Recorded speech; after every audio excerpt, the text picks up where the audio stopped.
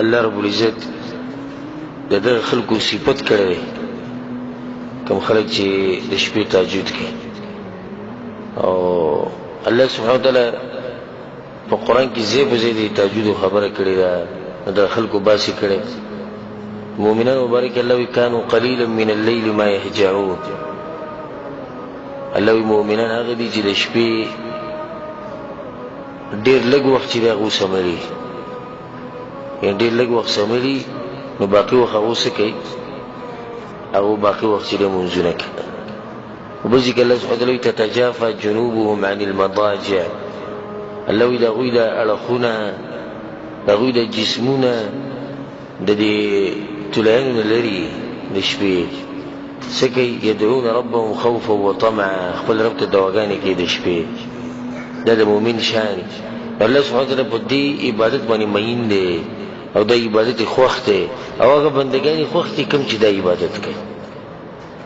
مزم چې کنور فضایل د دې د سرینه د تهجد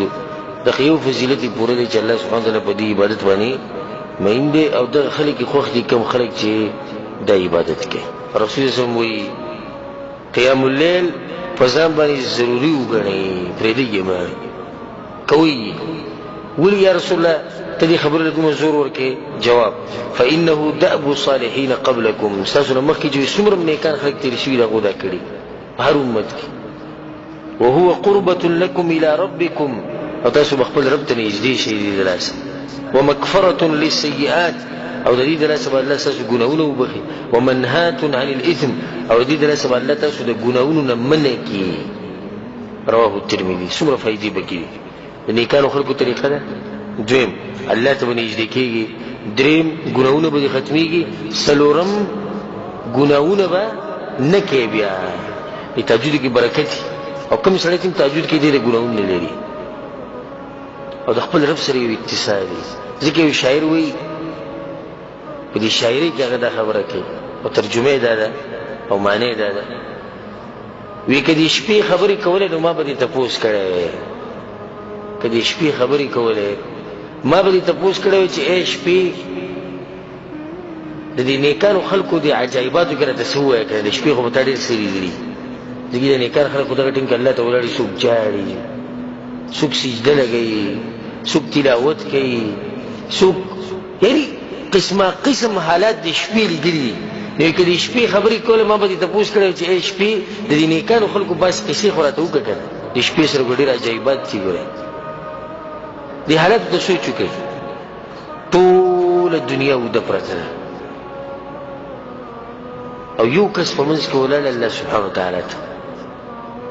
او جاري او قران وی چې دې تصویر ته ګوره سم تصویر دی دا ټول پراته دي او د یو یې الله ته محتاج یو خلک ودی کوي زموږ سره کار نشي الله ز خوب ته می ضرورت نشتی آرام ته می ضرورت نشي خو الله ته می ضرورت دی تاسو الله نه بخي په دغه باندې الله د رحمتونو نه راوري چې خلک ود پراته دي ټول دنیا پارام شي ده خو دې نه پارام کی یعنی که پارام شي وینا زموږ دنیا سره څه کار دنیا کې پارام کی نه کی زه پارام شوی نه زه خاله پارام کیږم چې کله خپل رب سره رابطه وساتم دا خاص رابطه ټیم ده درې کسان دي چې الله کله او ته ګوري نو وخاندي رب العالمین خاندي او دې خاندي لکه څنګه چې داغه د شان سره خای الله اکبر حقیقي صفت ده دا څوک دي چې الله سبحانه وتعالى او ته ګوري نو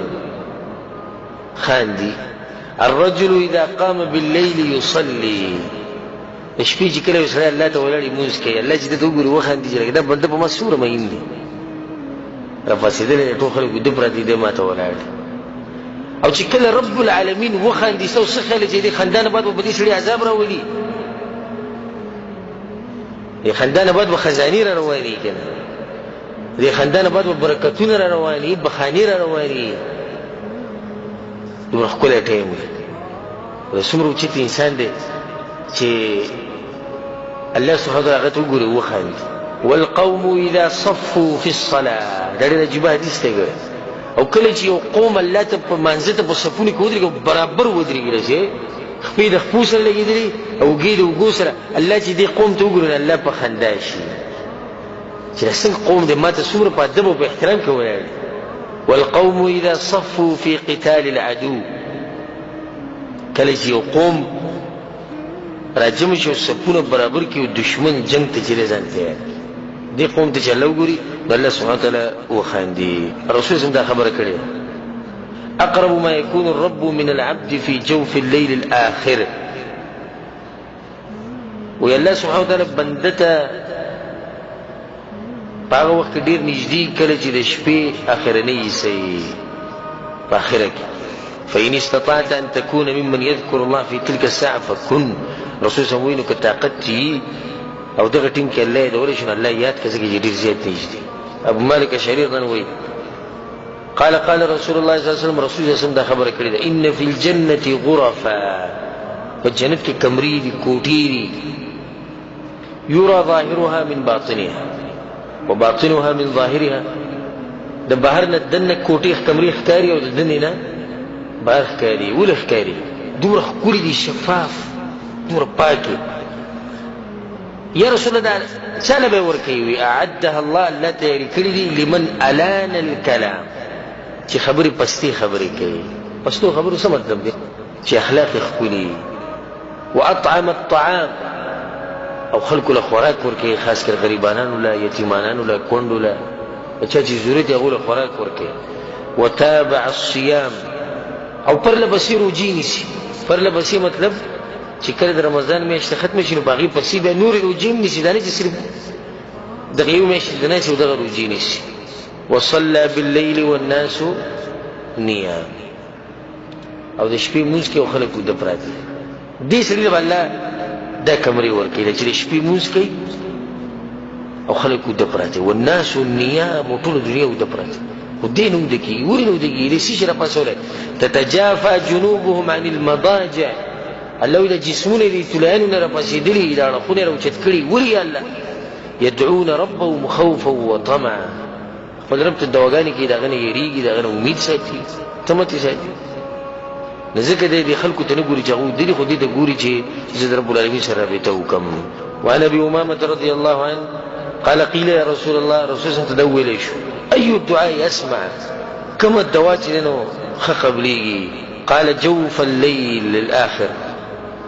جوف الليل الاخر، د شپې په اخرنۍ حصه کې چې کومه دعا وشي د الله قبلوي، د الله سبحانه وتعالی نه رد کوي. نو تهجد کې دا فایده لري چې ته به دعا وکړې، الله سبحانه وتعالی به یې قبوله کړي.